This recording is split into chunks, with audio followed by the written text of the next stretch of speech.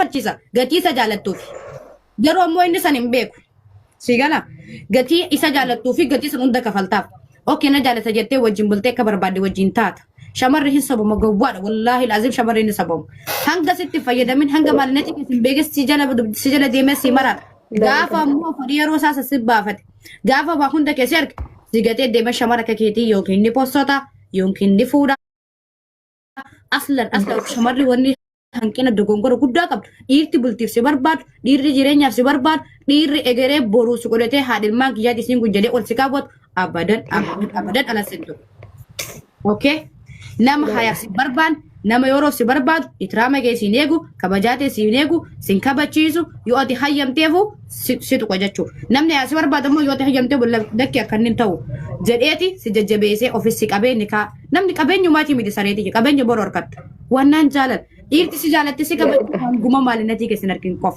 dhiira takka karma haadheetti godhistee wannaan jaalattee wajjin jiisuun turan isa kanatti hin taane inni kun yoo wajjin jiisi na dhiisa inni kun yoo wajjin akkas ta'e immoo laafii kiyya kana dagatee na dhiisa mi anuu jaalala isaati jee akkas ta'e inni kun na dhiisaa jedhii of xiintale namni hin dagongoran ilma namaati ilmi namaa kamiyyuu hin tasaasoo san keessa dammoo of hubata siigalee inni kuni gaafuma dubartiin akkas taatu san inni silaan rakkoon shamarri rakkoon guddoon isin qabdu baa hubattu nuti rakkoon nuti qabnu baa hubannu dhiirti gaafsi jaalan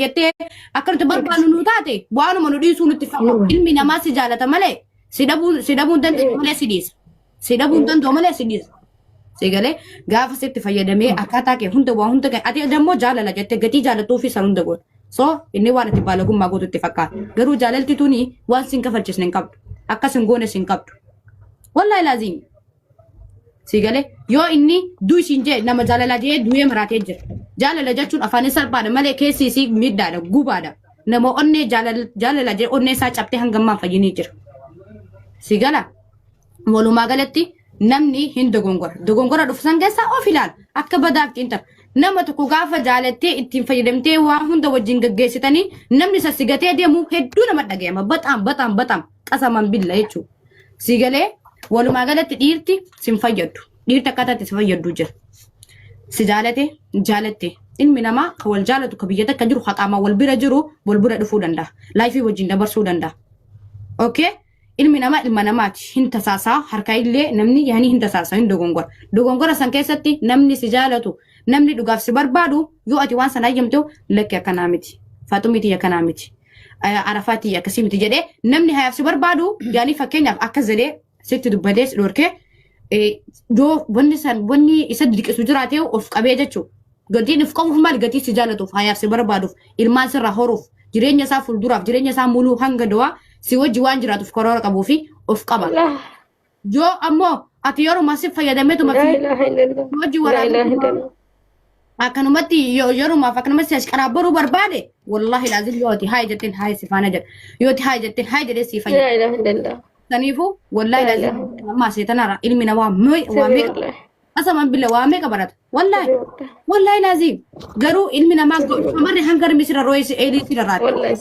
eenyuyyuu faaxumaatii yaa abshir wallahi laazimani jechuu waan beeku bar ila hanga waanuma wanta kasin argin qof si fayyadam sifat gaafa sin argisan yoo ati cabte way yenee buskus sin jaa iste akka killee si afuufa killeen akka lafa buutiin cabtu akkasi si afuufa sigalee walumaa galatti dogongorri hin dhufu ilmi namaa dogongora kana keessa waan baay'ee hubata wanni hubatu maali faaxumaatii yaa atiin tala shamaraati biyya hambaa keessa jirta haadha siin qabdu abbaa siin qabdu goleetii siin qabdu biyya tana keessatti wanni abbaa sii ta'u wanni jaarsa sii ta'u wanni obboleessa sii ta'u wanni obboleetii sii ta'u hojjaateetii fi maallaqa ta'e qofa yenni wallahi laazim yoo ati waan takkee bishaan qash takkaa dhabbini bishaan qash takkaan sii bitu dhiirti samoona kanaatilleen hangumati qarshii fi waanuma biraa sitti haajamtuu fi si jala rarraati malee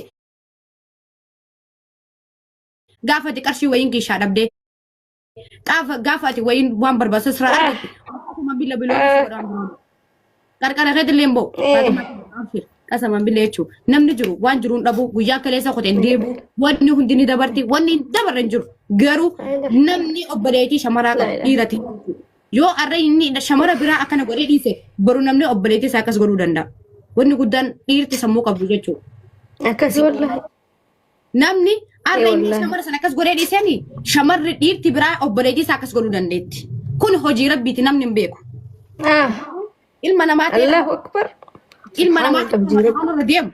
Hin dogongora kana keessa waa hedduu barbaada. Siinjee kana keessa wallahi waan baay'ee hubatta jedhee. Abshir wanni hundi ni dabara wanni hin dabaran jiru. Jireenya lafaa kana irratti ilmi namaa dubartiin fi dhiirti waliif uumamte. Jireenyuun qooda rabbiiti. Duutinii fi namni dhalatee lafa kanarra jiru du'aa fi heeruma nan qaba. Garuu of ilaali obboleettiiti. Of gamanaas. Ammati bareedu buskutii tanaa.